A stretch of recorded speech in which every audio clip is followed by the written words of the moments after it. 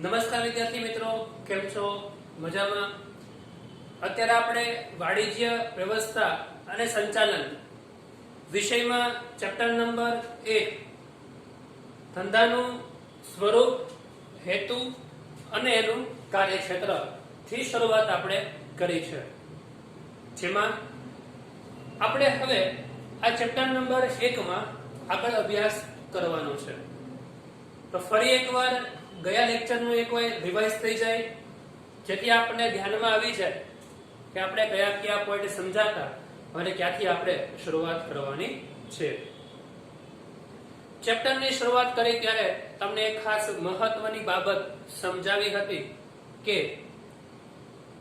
કોઈ પણ વ્યક્તિ હંમેશા પ્રવૃત્તિમય હોય છે, કોઈને કોઈ પ્રકારની પ્રવૃત્તિ કરતા હોય છે. તો આ પ્રવૃત્તિ કરે છે એ સમય દરમિયાન કેટલા પ્રકારની પ્રવૃત્તિ કરે છે, પ્રવૃત્તિને કેટલા વિભાગમાં વહેંચવામાં આવે છે. તો ધંધાકીય બાબતમાં આપણે જોવા જઈએ તો મુખ્ય પ્રવૃત્તિને 2 વિભાગમાં વહેંચવામાં આવે છે. એક પ્રવૃત્તિ એટલે આર્થિક પ્રવૃત્તિ, બીજું એટલે કે બિનઆર્થિક પ્રવૃત્તિ. તો આ બંને પ્રવૃત્તિનો અર્થ આપણે સમજી ગયા છીએ. આર્થિક પ્રવૃત્તિ કોને કહેવાય?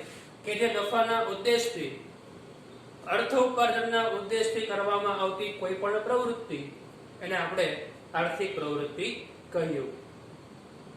બીજી પ્રવૃત્તિ એટલે કે બિન આર્થિક પ્રવૃત્તિ.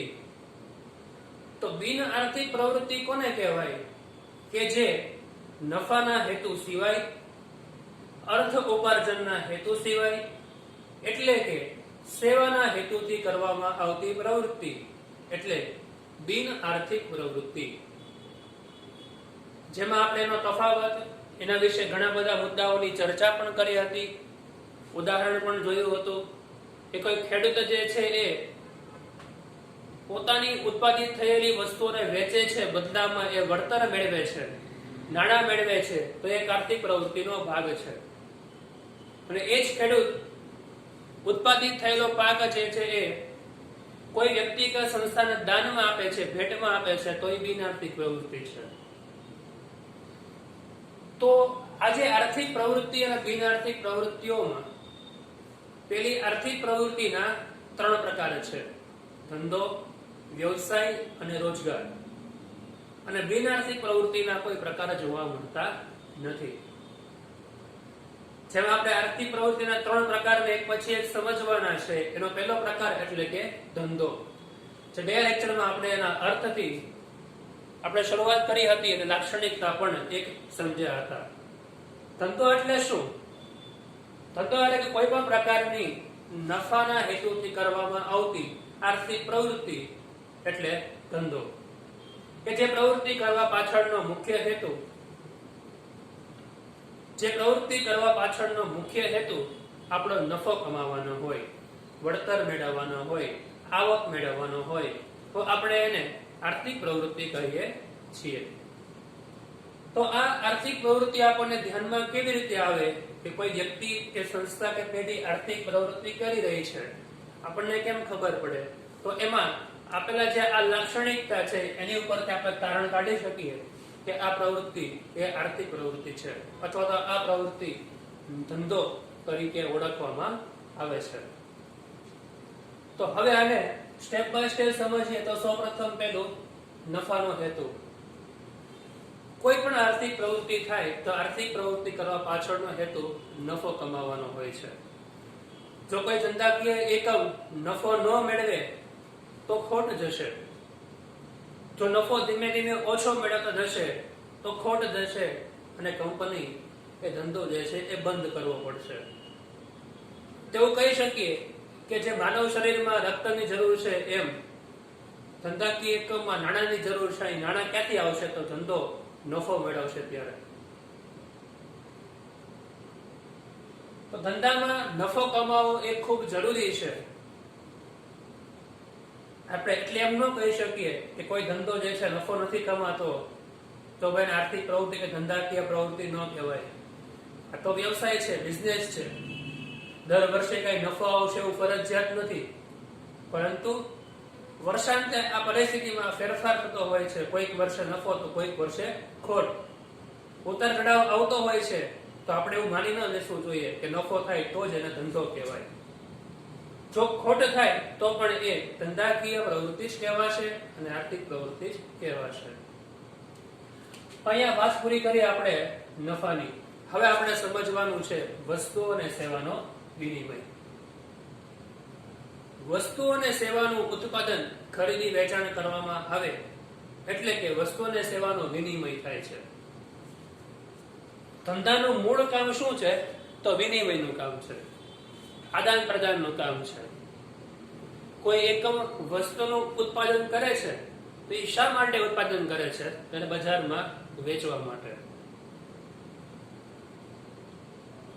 વસ્તુનું ઉત્પાદન કરવા માટે એને કાચા માલની જરૂર પડશે, યંત્રની જરૂર પડશે, સાધનોની જરૂર પડશે, તો એ પણ એને બજારમાંથી ખરીદવા પડશે. તો અહીંયા ધંધા દ્વારા વસ્તુ અને સેવાનું આદાન પ્રદાન કરવામાં આવતું હોય છે. એ વસ્તુને સાચવવા માટે, જાળવણી કરવા માટે, વ્યવસ્થા કરવા માટે અને ધંધાકીય સેવાનો પણ ઉપયોગ કરવો પડતો હોય છે. તો સેવાનો લાભ પણ મળતો હોય છે. ધંધામાં વસ્તુ અથવા સેવાનો વિનિમય સંકળાયેલો જોવા મળે છે. જેમ કે તમે ઉત્પાદિત થયેલો માલ સામાન તમે વખાર સ્વરૂપે કોઈ જગ્યાએ તમે સ્ટોકમાં રાખો છો તો એ સેવા થઈ ગઈ. માલ સામાન લાંબા સમય સુધી સાચવવાનો તમે એના માટે વીમો ઉતરાવશો તો એ સેવા છે. ધંધામાં વધુ રોકાણ કરવા માટે, વ્યવસ્થા કરવા માટે બેંક પાસેથી લોન લેશો તો એ સેવા થઈ ગઈ. તો કોઈને કોઈ સ્વરૂપે ધંધામાં વસ્તુ અને સેવાનો વિનિમય જોવા મળતો હોય છે. વસ્તુમાં ભૌતિક સ્વરૂપની અને સેવામાં અદ્રશ્ય કે અભૌતિક સ્વરૂપની સેવાઓનો પણ સમાવેશ કરવામાં આવતો હોય છે. સેવા કયા સ્વરૂપની હોય, કેવી રીતની હોય? તો વસ્તુમાં જે છે એ ભૌતિક સ્વરૂપની વસ્તુ છે. જેમ કે કોઈ સોના ચાંદીમાં વેપારી હોય તો એ ભૌતિક સ્વરૂપની વસ્તુઓ બનાવશે. કોઈ એન્જિનિયરિંગ ક્ષેત્રમાં કામ કરે છે તો કોઈ નવા નવા સ્પેર પાર્ટ છે, સાધનો છે, યંત્ર બનાવશે. કોઈ કૃષિ ક્ષેત્રમાં છે તો કૃષિ ક્ષેત્રને ધ્યાનમાં રાખીને નવા નવા યંત્રો બનાવશે, સાધનો બનાવશે. તો એ ભૌતિક સ્વરૂપની જે છે એ વસ્તુ બનાવતો હોય છે અને વિનિમય કરતો હોય છે. અને સેવામાં દ્રશ્ય અને ભૌતિક સ્વરૂપની સેવા પણ નો વિનિમય કરવામાં આવે છે. ઉદાહરણ તરીકે જોઈએ તો ઇલેક્ટ્રિકના સાધનોમાં સેવાનું ઉત્પાદન કરીને કંપની ભૌતિક સ્વરૂપનું વિનિમય કરે છે, જ્યારે વિદ્યુત સ્વરૂપ પૂરી પાડતી કંપની તેને સેવાનો વિનિમય કરે છે. તો ઇલેક્ટ્રોનિક વસ્તુ બનાવતી કંપની છે, જેમ કે હેવલ્સ વાયર છે, એસી, ફ્રીજ વગેરે વસ્તુ બનાવતી કંપનીઓ, સંસ્થાઓ છે. તો એનું કામ શું છે? તો ભાઈ ભૌતિક સ્વરૂપની વસ્તુઓ બનાવવી. હવે ઇલેક્ટ્રોનિક વસ્તુઓ જે છે એ પાણીથી તો કઈ ચાલે નહીં, બરાબર? તો પાણી નાખીને ચલાવી તો એના માટે જરૂર પડશે ઇલેક્ટ્રિસિટી, પાવરની જરૂર પડશે. હવે ઉત્પાદન કરનાર જે વ્યક્તિ છે, ઇલેક્ટ્રોનિક વસ્તુ ઉત્પાદન કરનાર જે સંસ્થા છે, એ તો સાથે કઈ પાવર ફ્રીમાં નહીં આપે. તો ઇલેક્ટ્રિક વસ્તુઓ બનાવતી કંપની એ ભૌતિક સ્વરૂપનું ઉત્પાદન કરે છે અને જે વિદ્યુત સેવા પૂરી પાડતી વ્યક્તિ, સંસ્થા જે છે એ અદ્રશ્ય સેવા પૂરી પાડે છે. બે આર્થિક પ્રવૃત્તિ બંને વસ્તુ અને સેવાનો વિનિમય છે. આ વસ્તુનો વિનિમય કરે છે, આ સેવાનો વિનિમય કરે છે. એક સેવા પૂરી પાડે છે, એક વસ્તુ પૂરી પાડે છે. બંને સાથે મળીને જે કોઈ પણ ગ્રાહક છે એનો ઉપયોગ કરે છે. આપણે ગમે એટલા વિદ્યુત પાવર ધરાવતા ઇલેક્ટ્રોનિક વસ્તુઓ જે છે આપણે વસાવશો ઘરમાં કે પછી આપણા કોઈ પણ બિઝનેસમાં, પણ એને યોગ્ય રીતે ચલાવવા માટે પાવર એટલે કે ઇલેક્ટ્રોનિકની પણ જરૂર પડતી હોય છે. તો એ સેવા આપતી સંસ્થાનો પણ આમાં સમાવેશ થઈ જશે. એટલે અહીંયા આ પ્રકારની વસ્તુ અને સેવાનો વિનિમય પણ આ ધંધામાં સમાવેશ થાય છે. જેમ કે અદાણી પાવર છે, રિલાયન્સ પાવર છે, ટાટા પાવર છે. તો આ બધી સંસ્થાઓ વિદ્યુત જે છે એ પૂરો પાડી અને નફો કમાય છે, એને પણ ધંધા સ્વરૂપે ઓળખવામાં આવે છે. ત્યારબાદ જોખમ અને અનિશ્ચિતતા. ધંધામાં જોખમ અને અનિશ્ચિતતાનું તત્વ રહેલું છે, કારણ કે અકસ્માત, કર્મચારીઓની હડતાલ, લૂંટફાટ, ચોરી, હુલ્લડ વગેરે જેવા ગ્રાહકની પસંદગીમાં ફેરફાર થઈ જાય, માંગમાં ઘટાડો થઈ જાય, લોકોની જરૂરી જીવનશૈલી જે છે બદલાઈ જાય, રુચિ, ટેવ, ફેશન વગેરે સાથે સાથે એમાં ફેરફાર થાય, હરીફાઈમાં ફેરફાર થઈ જાય, ટેકનોલોજીમાં પરિવર્તન આવે. તો આ બધા માનવ સર્જિત જોખમો છે. તો અહીંયા માનવ સર્જિત જોખમોમાં આપણે જોવા જઈએ તો આ બધી બાબતો છે કે જે મનુષ્યો ઉપર ડિપેન્ડન્ટ છે. કોઈ ગાર્મેન્ટ બનાવતી કંપની કે સંસ્થા છે, કાપડનું ઉત્પાદન કરે છે, ટેક્સટાઇલ વિભાગમાં છે, તેને સતત ને સતત નવા પ્રયોગ કરવા પડે, નવી ડિઝાઇન ગોતવી પડે, રિસર્ચ કરવું પડશે, તો લોકોને હવે એની જરૂર પડશે. જો કોઈ કંપની એક જૂની ડિઝાઇન વેચશે તો લોકો ક્યાં સુધી ખરીદશે? એક લિમિટ સુધી આવી જશે. તો એ લોકોની રોજબરોજ જે છે એ ફેશન, ડિઝાઇન ટેવ બદલાતી જાય છે, અભિરુચિ બદલાતી જાય છે, લોકોની જીવનશૈલી બદલાતી જાય છે. તો આપણને પણ ખબર છે આજથી 10 વર્ષ પહેલા જે પ્રકારનો ટ્રેન્ડ હતો એના કરતા સાવ ઓપોઝિટ સાઈડ છે. આજથી 5 વર્ષ પછી કયા પ્રકારનો ટ્રેન્ડ છે એ આપણને પણ ખબર નથી. તો જીવનશૈલી બદલાશે, પદ્ધતિ બદલાશે, એમ ધંધાકીય એકમમાં પણ પરિવર્તન લાવવું પડશે. ગ્રાહકની માંગને ધ્યાનમાં રાખીને વસ્તુનું ઉત્પાદન કરવું પડશે. જો બજારમાં કોઈ વસ્તુની માંગ ગ્રાહક ન કરે તો એ વસ્તુનું ઉત્પાદન કરવી જોઈએ નહીં. તો ત્યાંથી એનું ઉત્પાદન અટકાવવું જોઈએ, નહીં તો ધંધામાં નુકસાન રહેશે. તો એ માનવ સર્જિત જોખમ છે. હુલ્લડ છે, ચોરી છે, લૂંટફાટ છે, કોઈ આકસ્મિક એવા બનાવો બને છે જેના કારણે એકમમાં ઘણું બધું નુકસાન ભોગવવું પડતું હોય છે. કોઈ આકસ્મિક આગ લાગે તો પણ કેટલું બધું નુકસાન થતું હોય છે. તો આ બધા પ્રકારના જોખમોને માનવ સર્જિત જોખમો કહેવામાં આવે છે, જે ધંધાને સીધી જ અસર કરે છે. અને એ અસરને ધ્યાનમાં રાખીને સંચાલકોએ આખું જે આયોજન છે એમાં ઘણી વખત ફેરફાર કરવા પડતા હોય છે. આખી જે વ્યવસ્થા ગોઠવેલી છે એ વ્યવસ્થામાં ફેરફાર કરવા પડતા હોય છે. તો આ છે માનવ સર્જિત જોખમો. ત્યારબાદ આપણે જોવા જોઈએ સુનામી છે, ધરતીકંપ છે, વાવાઝોડું જેવા કુદરતી જોખમો પણ રહેલા છે. આ જોખમો ધંધાની અસરકારક રીતે વિપરીત અસર પાડી શકે છે. જે દરિયા કિનારા જે પ્રદેશો છે, દરિયા કિનારાના જે રાજ્યો છે, શહેરો છે, જ્યાં ઉદ્યોગનો વિકાસ થયેલો છે, તો ત્યાં સૌથી વધુ સુનામી અને વાવાઝોડાની અસર થાય છે. જેના કારણે આખો પ્લાન્ટ, એની વ્યવસ્થા બધું જે છે એ વિખાઈ જાય છે, અથવા તો એ ખૂબ મોટા પ્રમાણમાં નુકસાન થાય છે. ધરતીકંપને કારણે પણ કંપની કે સંસ્થામાં પણ ઘણું બધું નુકસાન જોવા મળતું હોય છે. આખા પ્લાન્ટ, મશીનરી, યંત્રો, સાધનોને પણ ખૂબ મોટા પ્રમાણમાં નુકસાન થતું હોય છે. તો આ પ્રકારના જે કુદરતી પ્રકારના જે આર્થિક જોખમો છે એની સામે પણ ધંધાકીય એકમે સતત સતર્ક રહેવું પડતું હોય છે. એ પણ ખૂબ મોટી અસર કરતી હોય છે. વિવિધ પ્રકારના જોખમોને કારણે ધંધામાં મળતું વળતર જે છે એ અનિશ્ચિત છે. કારણ કે જો એક વર્ષ દરમિયાન બહુ વ્યવસ્થિત સારું ચાલે છે, નફો કમાય છે, ટર્નઓવર સારું થાય છે, પણ અચાનક એવી આપત્તિ સર્જાય છે, કુદરતી અથવા તો માનવ સર્જિત, તેને કારણે આખા વર્ષનો જે નફો છે એ ડાઉન થઈ જાય છે, એમાં ખર્ચ થઈ જાય છે. જેમ કે અત્યારે જ આપણે કુદરતી સર્જીએ છીએ કે ભાઈ કોરોના વાયરસને કારણે ઘણા બધા ઉદ્યોગ ધંધાને અસર પડી છે. તો જે પોતાની બચત હોય, નફો જે છે એમાં કાપ આવી જાય છે, ખર્ચનું પ્રમાણ વધી જતું હોય છે. તો આવા માનવ સર્જિત અને કુદરતી જોખમો પણ ધંધાકીય એકમમાં ખૂબ અસર કરતા હોય છે. કોઈ પણ ઘણીક વાર જે છે એ આ કારણોસર ધંધામાં નુકસાન પણ થતું જોવા મળે છે, ખોટનું પ્રમાણ પણ વર્તાય છે. પછી પુષ્ટિગુણનું સર્જન. વસ્તુ અથવા સેવાના ઉપયોગ દ્વારા તેમાંથી વપરાશને કારણે સંતોષ આપવો એટલે તૃષ્ટિગુણ. કોઈ પણ પેઢી કે એકમ વસ્તુનું ઉત્પાદન કરે છે અને ઉત્પાદિત થયેલી વસ્તુમાંથી ઉપયોગ કરનાર વ્યક્તિને જો એમાંથી સંતોષ મળશે તો એને તૃષ્ટિગુણ કહેવાશે. ધારો કે તમને ભૂખ લાગી છે તો તમે મીઠાઈવાળાની દુકાનેથી મીઠાઈ તમે ખાવ છો તો તમને જે છે એ સંતોષ થાય છે, તો ભાઈ એ તૃષ્ટિ ગુણનું સર્જન થયું કહેવાશે.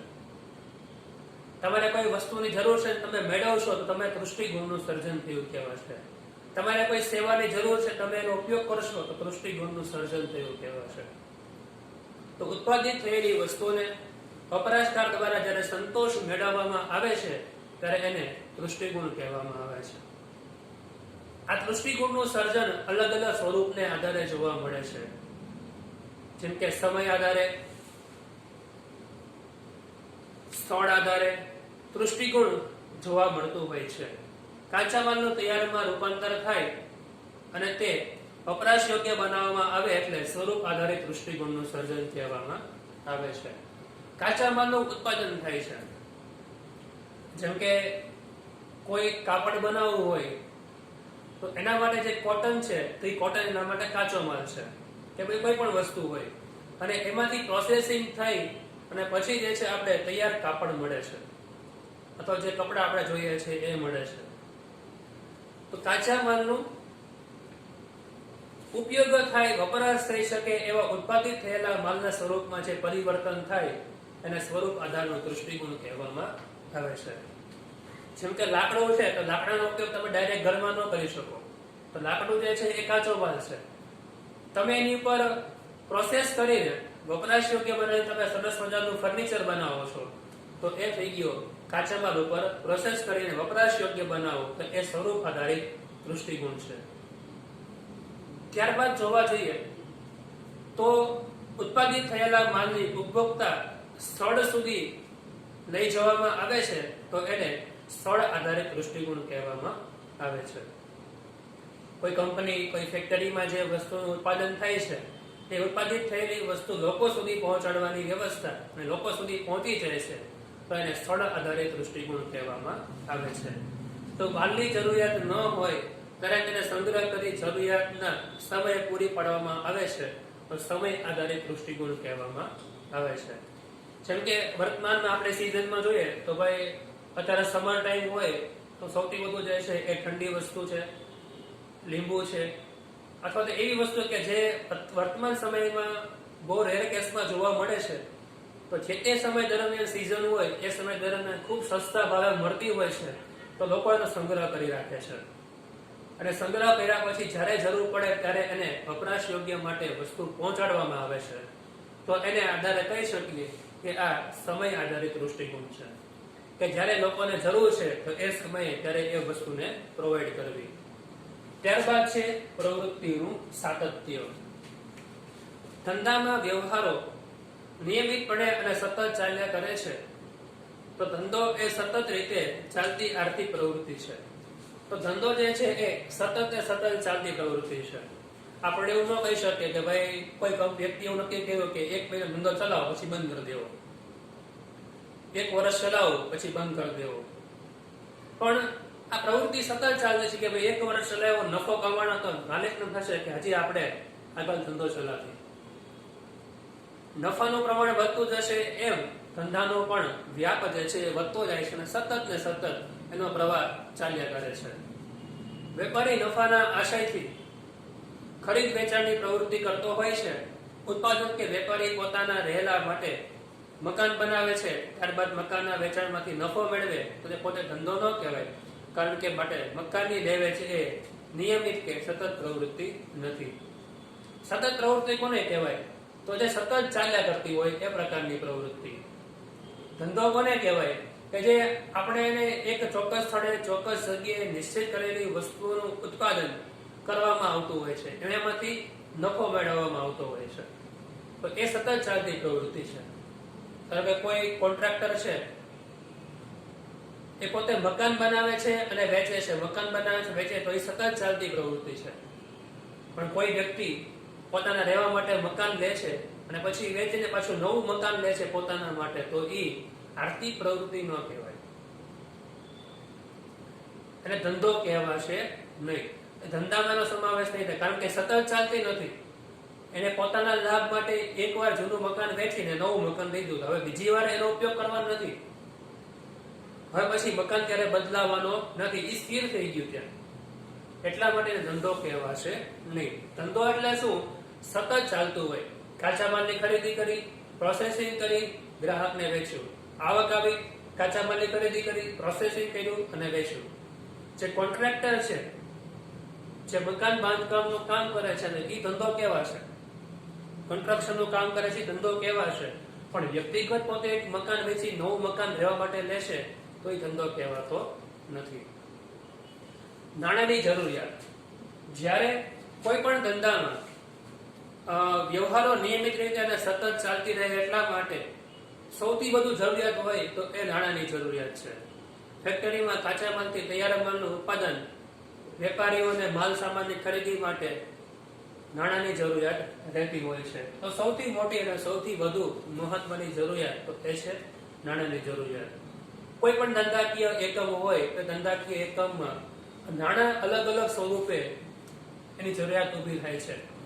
કોઈ એકમમાં કાચા માલની ખરીદી માટે નાણાં જોઈએ, અથવા તો કોઈ અમુક સંજોગોમાં કાચો માલ ખૂબ સસ્તા પ્રમાણમાં મળતો હોય તો ભવિષ્યને ધ્યાનમાં રાખીને સ્ટોક રાખવા માટે નાણાંની જરૂર પડે અચાનક. કર્મચારીને આપવામાં આવતો પગાર, ટેકનોલોજીમાં ફેરફાર કરવો છે, નવા યંત્ર ખરીદવા છે, કોઈ ધંધાકીય એકમમાં સમારકામ કરવું છે, નવા પ્લાન્ટની સ્થાપના કરવી છે, એના માટે નાણાંની જરૂર પડશે. કામ કરતા કર્મચારીઓને પગાર સ્વરૂપે આપવા માટે નાણાંની જરૂર પડશે. ધંધાને વ્યવસ્થિત ચલાવવા માટે અન્ય પ્રકારની સેવાઓની જરૂર પડતી હોય છે, તો એના માટે નાણાંની જરૂર પડતી હોય છે. જેમ કે વીમાની સેવા છે, વખાણની સેવા છે, વાહન વ્યવહારની સેવા છે. તો આ બધી પ્રકારની સેવા માટે પણ નાણાંની જરૂર પડતી હોય છે. ટૂંકમાં ધંધાકીય વ્યવસ્થાને ચલાવવા માટે નાણું એ સૌથી વધુ મહત્વની જરૂર છે. એટલે જ કીધું છે ધંધાકીય એકમ નાણું. જેમ વ્યક્તિમાં રક્તની જરૂર છે, તો સર્ક્યુલેશન રક્તનું ન થાય તો આપણું બોડી કોઈ કામનું છે નહીં, બંધ પડી જશે. અને જેમ એકમમાં પણ નાણું જે છે એ સતત સાયકલ ફરવી જોઈએ એની, તો એના જેમ અહીંયા પણ નાણાંની વ્યવસ્થા ખૂબ સારા વ્યવહારમાં થવી જોઈએ. પછી છે આર્થિક પ્રવૃત્તિ.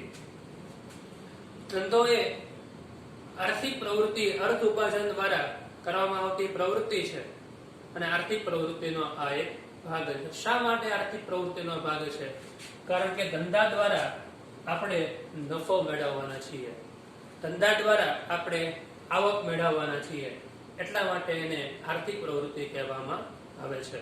ધંધો એ આર્થિક પ્રવૃત્તિ પણ કહેવામાં આવે છે અને એનું એક લાક્ષણિકતા છે. તો દરેક વિદ્યાર્થી મિત્રોને